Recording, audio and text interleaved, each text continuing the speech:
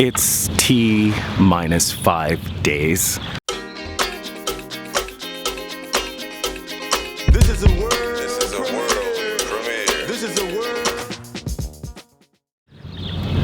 It's less than a week that I have left in Brooklyn, and I'm really, first of all, very grateful for my family and friends who hadn't known that I even had a YouTube channel, showing their support and becoming subscribers to the channel and getting me over the tipping point. And so now I have over 1,000 subscribers, which is a nice thing. I get these really angsty kind of unfinished gestalt feelings about things, and being close to 1,000 and not quite being able to get there was starting to annoy me. So now I feel like I can rest a little bit and just let that be and not think about numbers for at least a little while.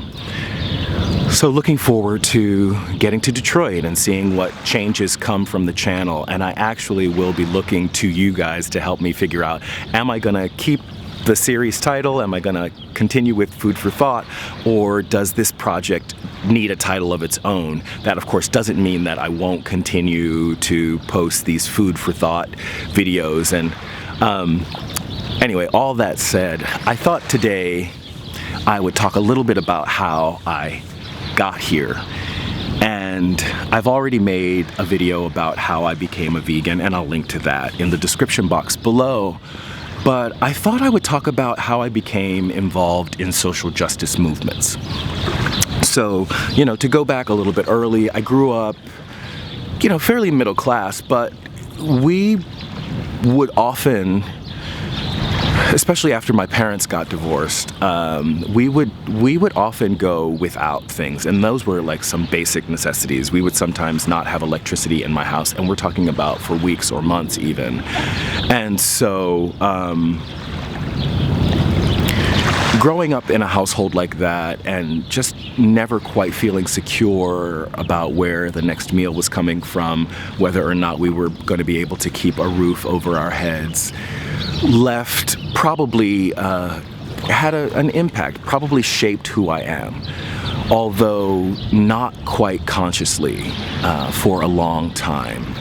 I grew up, I was lucky enough to go to a conservatory to study theater, to study acting, and then after that I was lucky enough to go to Yale School of Drama, which is likely one of the finest theater training schools in the world. To go from typical sort of middle class, lower middle class American privilege, but also growing up as African American and all of that, and dealing with some racism along the way, to end up with a credential like a Bachelor's of Fine Arts and a Master of Fine Arts, and then Master of Fine Arts coming from Yale University, left me in a quite a privileged position. I never went for a very long time having to do work that wasn't theater, so I was pretty fortunate.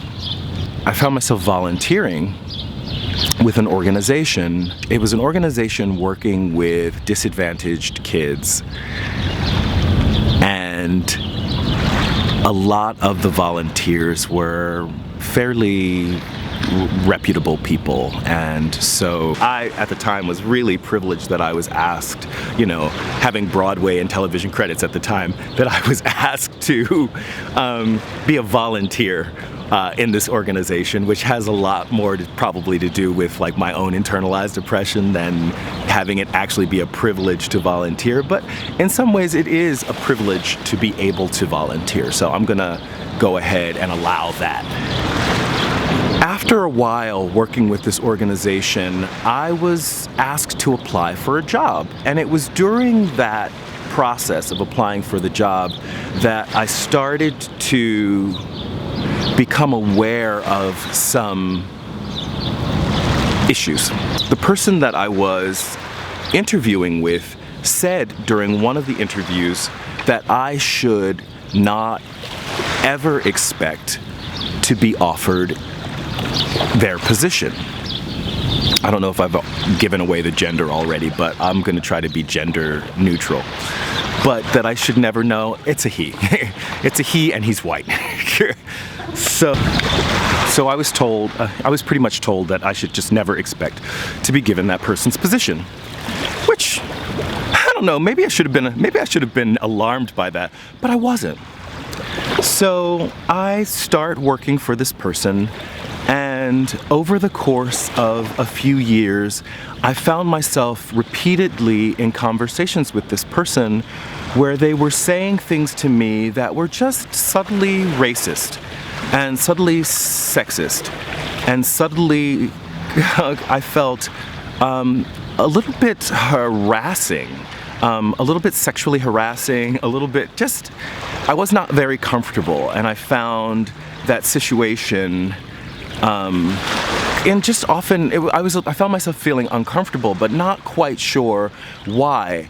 I assumed it was me. I assumed it was me projecting things onto this person who was seen by everyone as a loving and generous and warm and a father, and again, I was constantly pushing these things to the back of my mind. And then I started practicing theater of the oppressed. And I was practicing theater of the oppressed not as someone who felt oppressed, but I was practicing because I wanted to be able to help these disadvantaged kids that I was working with to be able to, talk about their feelings and, feel better about the status quo. I wasn't looking to change anything. I just wanted to be a better director. I just wanted to be better at working with young people and creating spaces where they felt safe. Of course, that's not how popular education and that's not how theater of the oppressed works. To practice, you have to practice, and that practice requires looking at our reality and analyzing situations that we're in and seeing where we might want change. And of course, I found myself using my own life as the theme, and finding that I was in a fairly oppressive situation, but I felt pretty safe. I felt, again, these are people that were loving. These were people that were well respected in the industry. These were people I trusted. We talked about each other as family. So I felt comfortable expressing these feelings that were coming up. And instead of having open discussions, what I found myself having were very kind of defensive. I found this person that was supposed to be so open-minded and so interested in learning, becoming more and more defensive in these conversations. Now, mind you, I was also aware in that situation that I was the lowest paid member of the staff, although I had years of professional experience and I had a master's degree from Yale. And so I found myself, screwing up the courage to ask for a little more money. I think the last salary I asked for was half the salary of most of the other people on the staff at that time. But again, I felt like I was asking a lot. And then finally, I was in a discussion with this person about just the fact that the people that we work with, the young people that we work with in this disadvantaged community, are mostly kids of immigrants, mostly people of color, from disadvantaged families, and most of the people who are working with them, the volunteers and even the places we go, are people who come from wealth and privilege. And I wondered if we might be able to try to bridge the gap between these two groups, but also acknowledge that there's a relationship between these two groups. The fact that one of these groups has so much while another of these groups has so little might have to do with a system that's in place to extract from some people and give to others, privilege others. And that, I think, was the beginning of the end for me because the work environment became more and more hostile after that, until finally I found myself in a conversation with this person, and they told me in these words to fuck off. And, I thought that was a pretty hostile way to react to just questions about, how we deal with each other. And then after telling me to fuck off, the person said, "I don't feel safe," and they walked out of the room. And 2 days later, I was asked to leave. And it was that realization that there are people who have privilege, and they have the choice to be generous and steward that privilege in a way that helps others who don't have privilege, or to maintain that privilege for themselves and use that privilege for their own benefit. And in a situation where it seems that this person with privilege was being unreasonable, it didn't matter, because their privilege allowed them to be even unreasonable